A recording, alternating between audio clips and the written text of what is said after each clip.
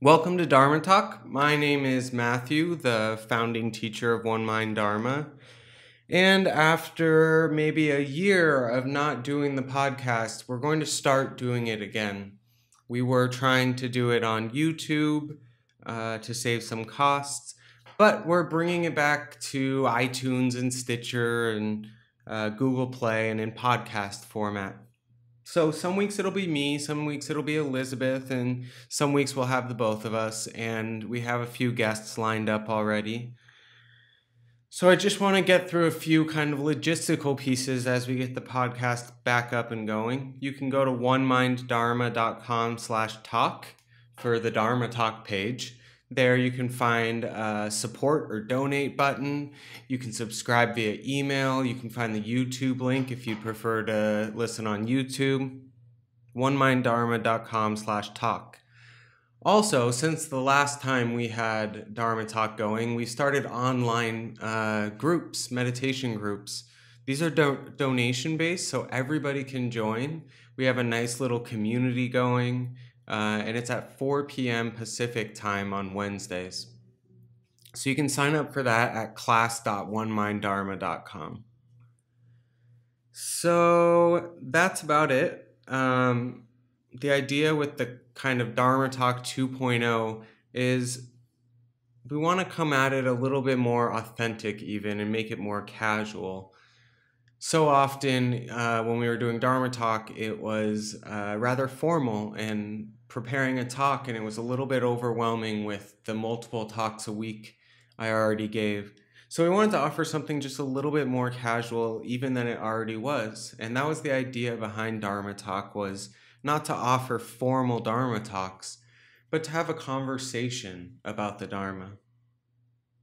So in general, every week we'll have a little bit of announcements like this. We'll have a topic for the week. If you have a topic you want us to cover, you can email me at matthew@onemindharma.com. And of course, we'll answer some questions like we've always done. So that's the general kind of outline of how it's going to work. And today I just want to start it all off by answering a few questions we've received on Instagram. And next week we'll be talking about equanimity and what that means, both as far as what the Buddha taught and how we can bring it into our lives, as well as how we can recognize it when it's present. So one of the questions we received on Instagram was somebody who wanted to start meditating, and they said, I don't know where to start, I don't know when to meditate, I don't know how often to meditate.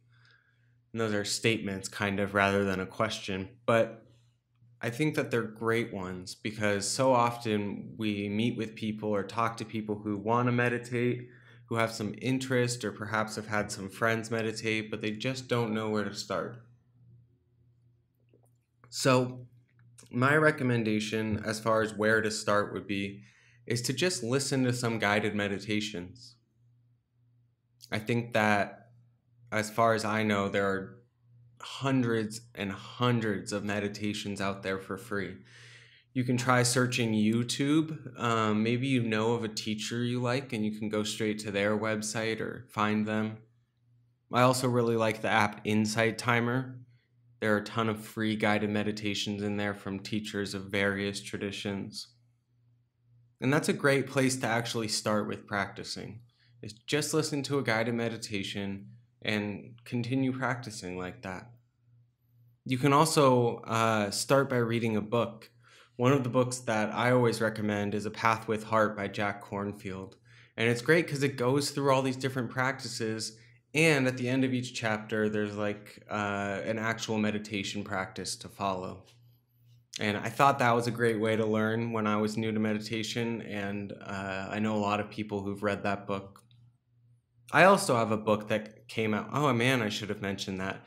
I also have a book that came out since the last Dharma Talk, and it was really amazing. It was a lot of hard work. Elizabeth supported me, and so much love from family and friends that allowed me to do it. But a publisher contacted me, and we put a book out, and it's 75 meditation practices you can use in daily life. And you can find that at onemindharma.com/book. As far as when to meditate, I think that's something that varies from person to person. Elizabeth likes meditating after she's kind of gotten up and eaten breakfast and kind of gotten her day started a little bit. I like meditating right when I wake up. I find that if I kind of get going with my day, my mind gets going and meditation becomes less of a priority. I also enjoy meditating kind of in the late afternoon when I'm beginning to get that like 3 o'clock or 5 o'clock feeling. Instead of having an extra cup of coffee, I find that a period of practice can actually really re energize and rejuvenate me. But find what works for yourself. If you're falling asleep a lot in meditation, you might not want to meditate right when you wake up or even right before bed. That might encourage sleepiness. If you're the kind of person who wakes up in the morning and you're just not a morning person, then morning may not be the right time for you. My recommendation, though, would be to find a time and do it consistently. There really is power in building a habit. And what happens, and it happens to me every time I stop sitting for a couple days or a week, I have to drag myself to meditate. It's like a chore or something that I feel like I have to do even though I don't want to.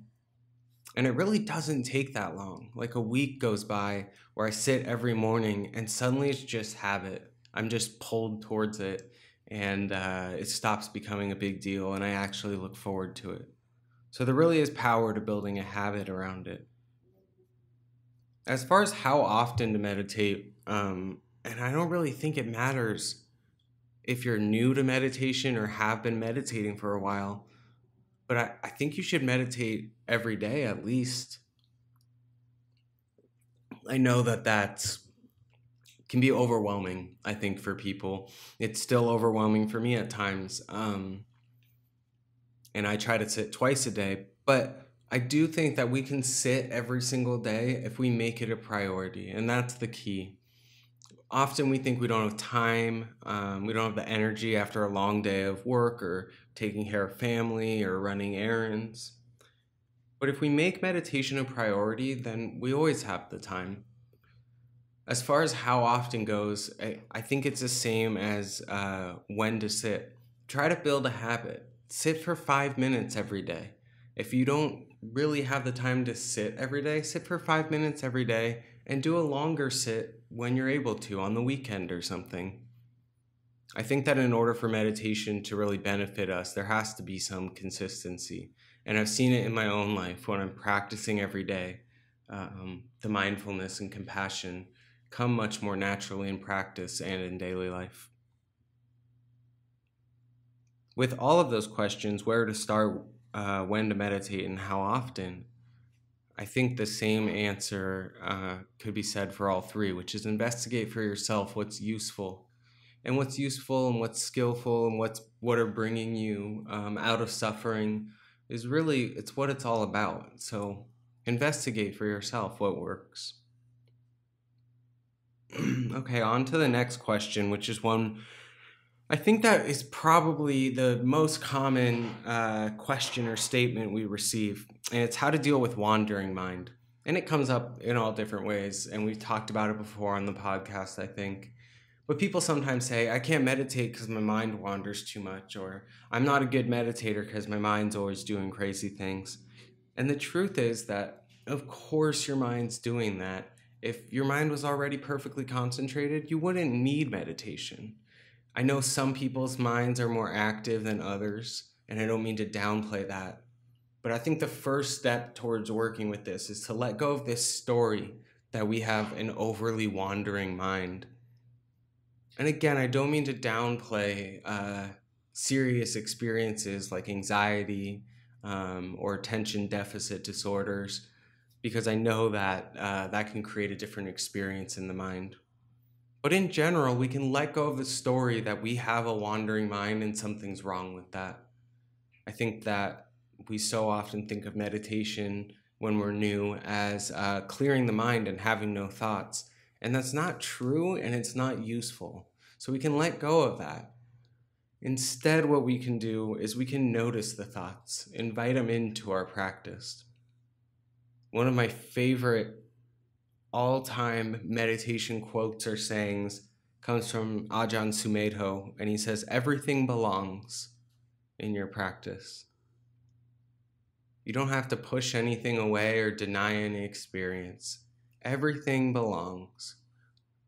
So when the mind's wandering, let's say we're doing a concentration practice focusing on the breath, and the mind just keeps wandering off into fantasy or analyzing or whatever it's doing, all we have to do is continue to notice it. Oh, mind wandering, and back to the breath. My recommendation would be to practice some loving kindness or compassion for yourself, especially for the mind. I use the simple phrases, may my mind be at ease, and may I be at ease with the mind. May my mind be at ease, and may I be at ease with the mind. Just encouraging this change of relationship. And what happens is we kind of soften around it, and we're able to look at it more clearly and with less reactivity. So some metta or compassion.